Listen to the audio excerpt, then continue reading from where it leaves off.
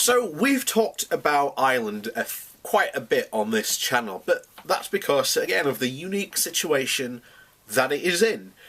And it is not the only place that is in a unique situation. The UK has many overseas territories that are close to French overseas territories. There are situations, for example, on the small micro-islands that we still own. Those islands don't have hospitals. The hospital is on the French island. And for years, any of these emergencies, they've just flown out the helicopter and taken them to that hospital. However, now that we are leaving the EU, these problems suddenly become more apparent, because now you get to a situation of that hospital helicopter will now be crossing an international border. It won't be able to do that anymore. It'll have to have permission, and it'll have to go through customs checks and all that malarkey. And it's not the only place that has these problems. So today I found quite an interesting article in The Independent, and it's all about Gibraltar. So the article is "Pay attention to Gibraltar and you'll see all your stereotypes about Brexiteers and Remainers destroyed." So this is the article. So, many of us take for granted the polarised identities of Remainer and Leaver that have been splashed across the front pages for over the last few years. Politicians and the media alike have rushed to brand individuals and communities as one thing or the other. Nationalism has become a dirty word for defining Brexiteers, and the word liberal, particularly in combination with elite, is invariably pinned to every head of every Remainer in the UK. Commentators have not been falling head over heels to point out the case of somewhere as far back in the minds as most of the British population as Gibraltar.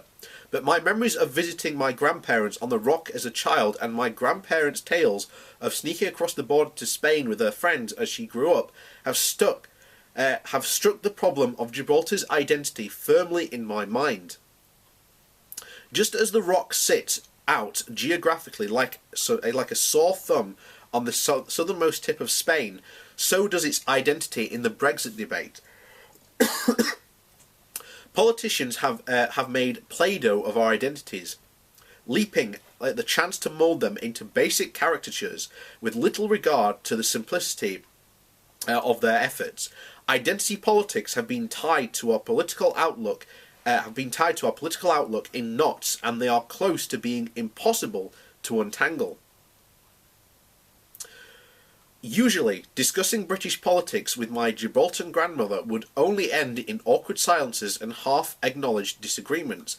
However, in the days after the referendum, we were ready to pour out our shared shock to each other about the result in a close to tearful conversations.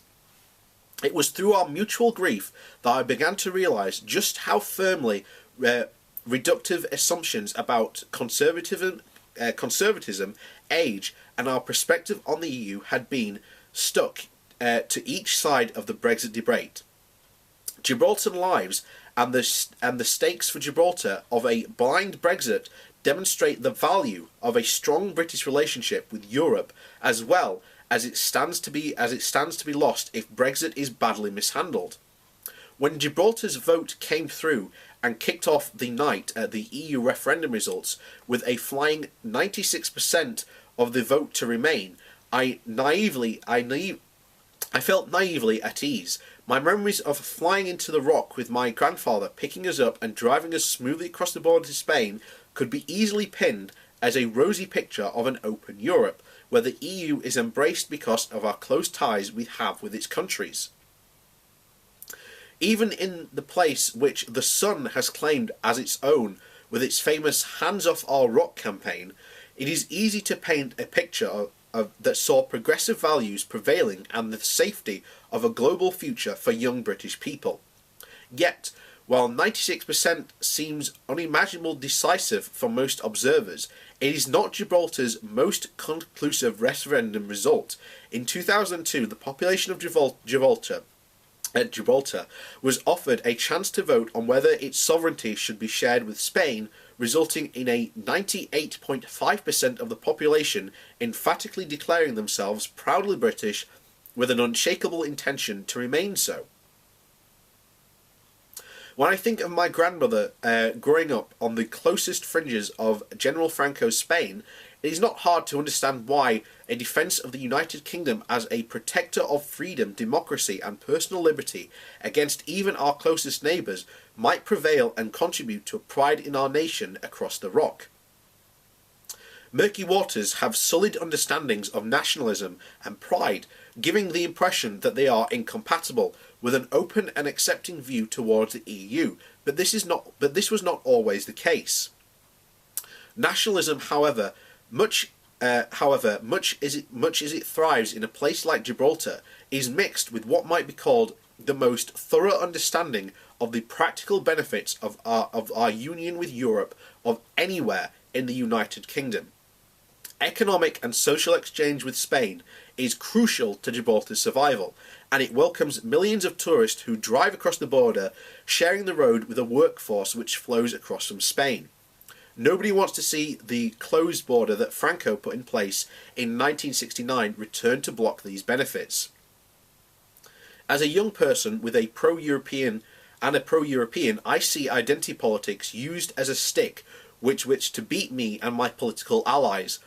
The image of a liberal progressive Remainer dominates university activism and labels the metropolitan elite, either the white van man, have been so diversely used since the vote in 2016, there is an urgent need to present those images of identity, whether they embrace or apologetically accepted, from dominating the way politics is done.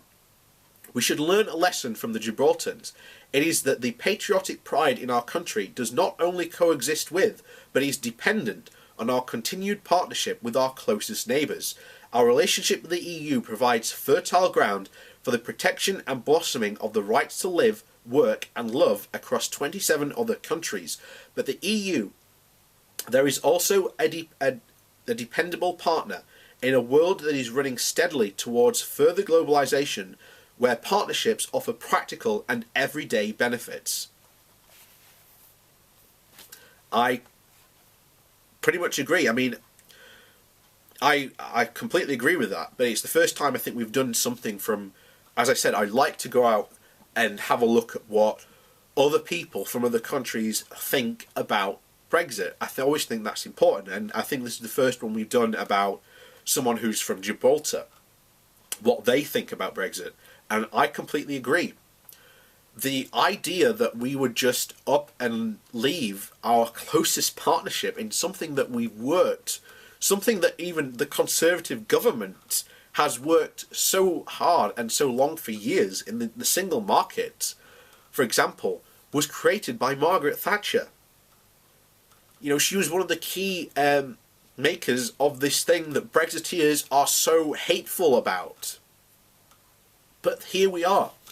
We have a situation where so many people are going to lose out so much, and they're only going to realise after March. But that's where we are. We're in a horrible situation, and we will lose so much, and we will gain nothing from it. You know, we've talked about this before. The idea of global Britain is based on a Britain that hasn't existed since before World War One. But there we are, and the world has changed, and the world is still changing and will continue to change. But the EU, you know, the EU isn't going anywhere. You know, you can look back and you can say, you know, even now you'll see Brexiteers saying, oh, in 5 years the EU won't exist. Well, go back 5 years and you will see Brexiteers going, oh, the EU won't exist in 5 years. Go back another 5 years. Oh, the EU won't exist in 5 years. Oh, what's that? Go back another 5 years. Oh, the EU won't exist, and so on. So, the idea that the European Union is just going to fall and crumble, it's not something that's just going to happen. And it's not going to fail. It will, the countries in Europe, we've covered this before, Europe as itself sees the value, the intrinsic value of the European Union. They know how important it is. And this is something I always bring up. The Eurosceptic view of the Eurosceptics in Britain versus Eurosceptics on the continent is vastly different. Eurosceptics in Britain have always wanted to leave.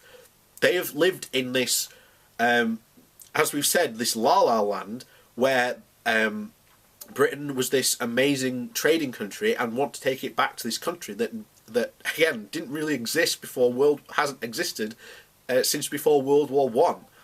This is why they have this idea of, as we talk about, this idea of British imperial fantasies that they suffer from. But that's where we are. And then you look at the Eurosceptics on the continent. They don't want to leave the European Union. They want to change the European Union. And that's the difference between the Eurosceptics in Britain compared to those on the continent.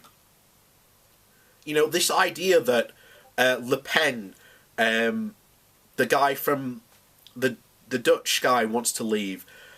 Even Erdogan, the guy from is it Austria or Hungary? The idea that they want to leave is preposterous. Even Italy's five-star movement doesn't want to leave the EU. They know that they can see themselves the intrinsic value.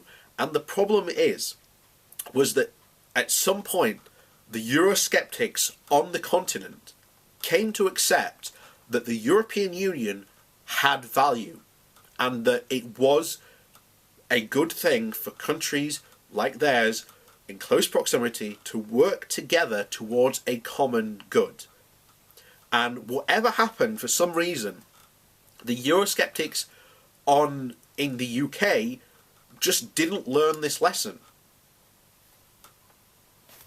And you can tell this throughout all the referendum.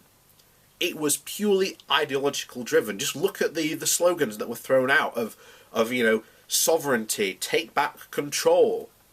It was all ideologically driven. And even now, if you want proof that it was all ideological driven, no Brexiteer has yet come forward with an actual plan that could work for Britain post-Brexit.